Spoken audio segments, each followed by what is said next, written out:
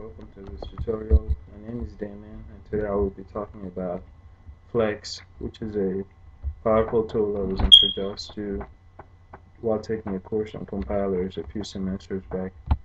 What Flex is, it's a parser, it's a scanner generator.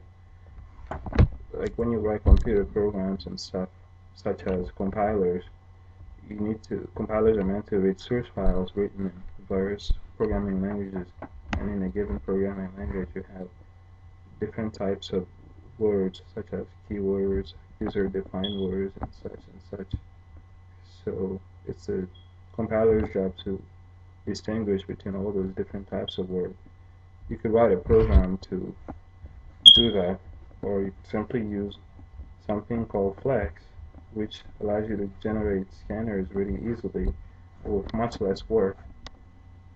So that's why I'm talking about it today. It can also be used for amongst other things. So what I'm going to do is I'm going to create a scanner using Flex and then use it in a C program. So my program will consist of two source files and another test file with just data to test the program. So let's get started. I'm going to open up the command prompt, go to a particular folder. I'm already there, so I'll list the folder contents to show that it's empty. And I'm going to start off by using my favorite editor and creating a scanner file. You can give it any extension you want, but typically the extension is FLX or L or whatever. Alright, and then the file is created. And you have to pay attention to the format of the file. It has to be exact. Over here, like C code goes here, such as header and so forth, and include the standard library and so forth.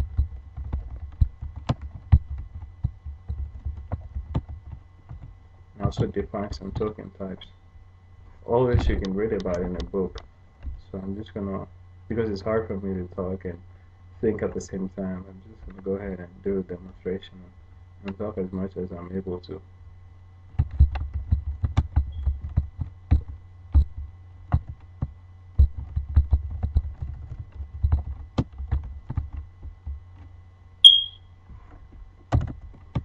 Alright, and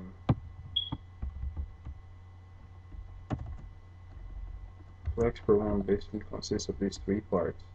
The top part here, the middle part, and then the bottom part. Sometimes the bottom part is not even used if you're simply creating a scanner.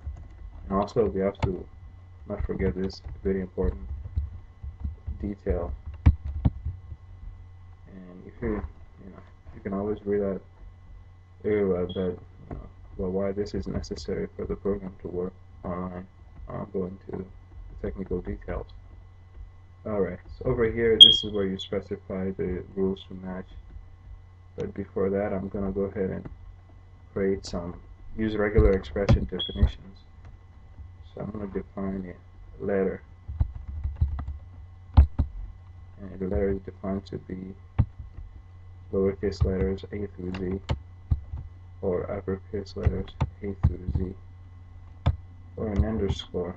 Well, an underscore is not really a letter, but in most applications, you can use an underscore to start like a word, or a sentence, or a phrase, or a noun, or something. So we'll just include it there for completeness. And a digit is any number between 0 and 9. Alright? And then define a word. A word is a letter, at least a letter. It could be a letter by itself, or it has to be at least a letter to qualify as a word, followed by 0 or more combinations of letters or digits.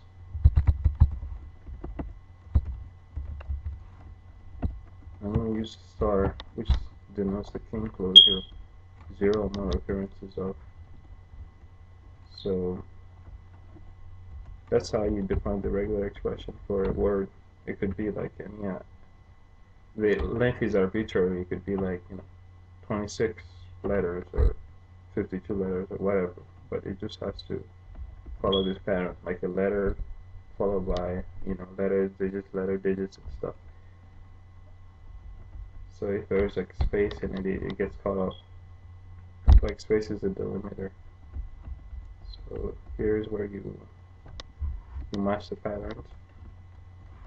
So when we get to the keyword end in the file, that means the end of the file. And then, so what we do is we just return from the scanner. And this is to denote that. Otherwise, when a word is encountered, return the token indicating that the word was found. So we could even get fancy and create a variable to hold the number of words. Word count. Okay. And over here we'll increment that variable every time the word is encountered, so that we can display it at the end how many words our file contained and so forth, excluding the keyword end at the end of the file. So alright, it's simple enough. This is how you create a scanner. That's all it takes. Alright, so now I'm going to go ahead and create the C program that's going to make use of the scanner. I'm just going to simply call the program.c. Alright, and go ahead and include the standard library headers files.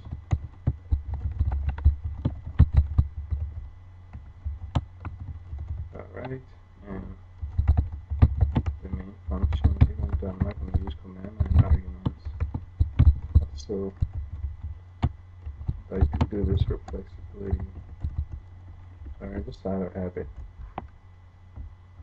And the scanner has like a special function called YYLEX that invokes the scanner. So I'm gonna go ahead and import it. External int. It returns an integer type. So that's it. And also a special word called YYText that holds a token currently in the scanner memory. So alright. And also, let's not forget the word count variable. Alright, so when our function is done, it returns a 0. And in the body of the main function, we'll just continuously call the YYLEX function to make sure it hasn't reached the end of the file. As long as it hasn't reached the end of the file, we'll print the word encountered. Okay.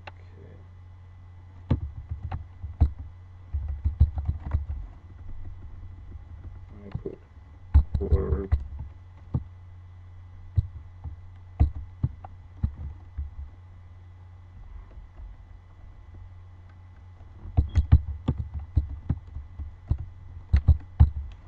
word number is. Alright, so variable word count holds the word count. Actually,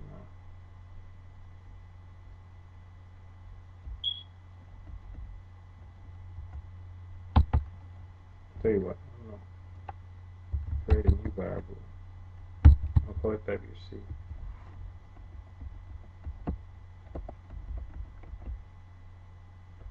And over here, WC.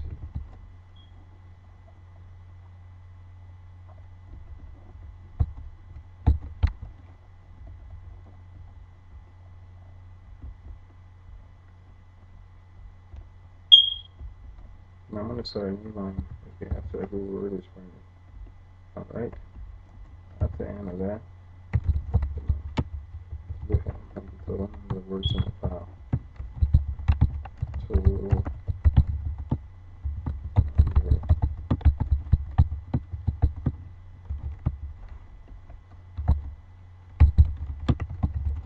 word count variable defined in the scanner file.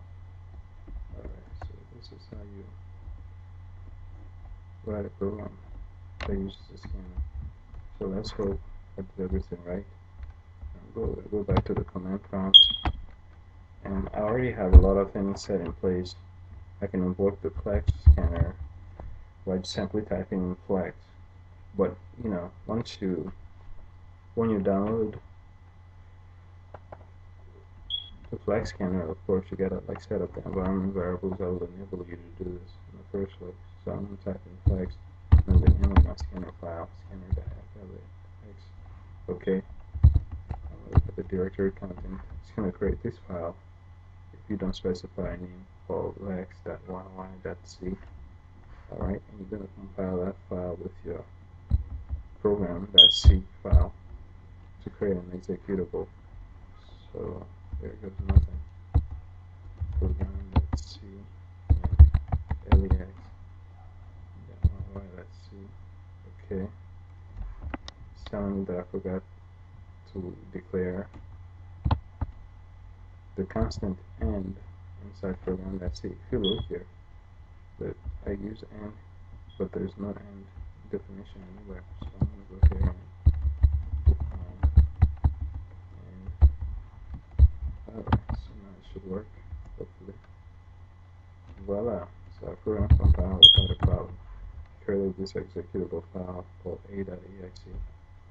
Alright, so now I'm going to create a sample text file, the third part of our program. Okay, and I'm just going to type some random text. This file contains random text to help us testing this program. Blah, blah, blah. Okay. So the keyword end denotes the end of the file. If this is not there, it's important. The scanner is going to freeze. It's not going to work. So here goes nothing. I'm going to call the executable file created, pass in a simple file that I'm testing, and voila! If you look here, our program worked just fine. Total number of words is 15, and it show the word count for each word encounter. Word 1 is this, word 2 is file, word 3 is contains, and so forth. So that's how you use flex with the C program. Thanks for watching.